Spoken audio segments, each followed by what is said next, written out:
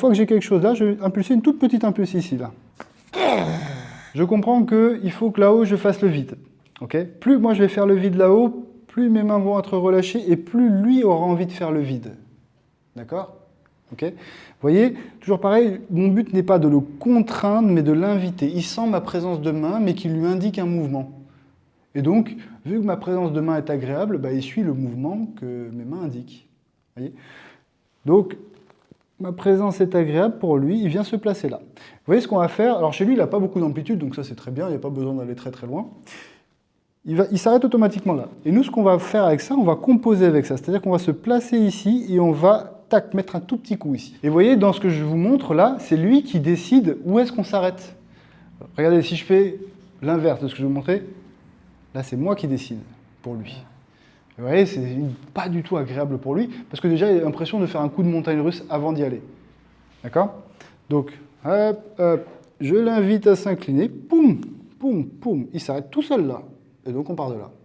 Une fois qu'on est là, on va juste donc, souffler et mettre un tout petit coup de manip ici. Ok?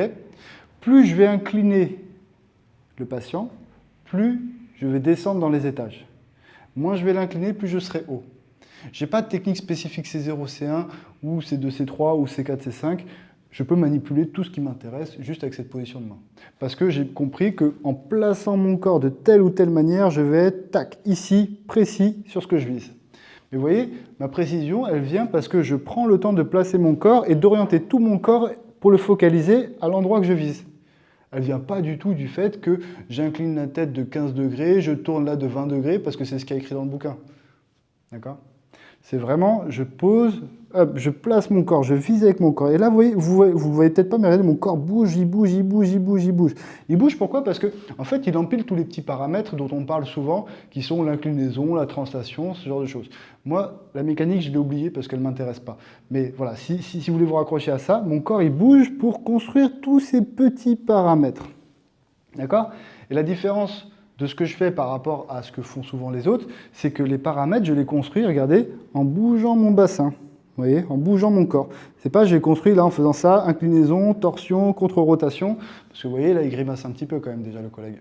D'accord? Donc, que vous ayez besoin de construire et de visualiser tous ces paramètres, faites-le, ça ne me pose pas de problème.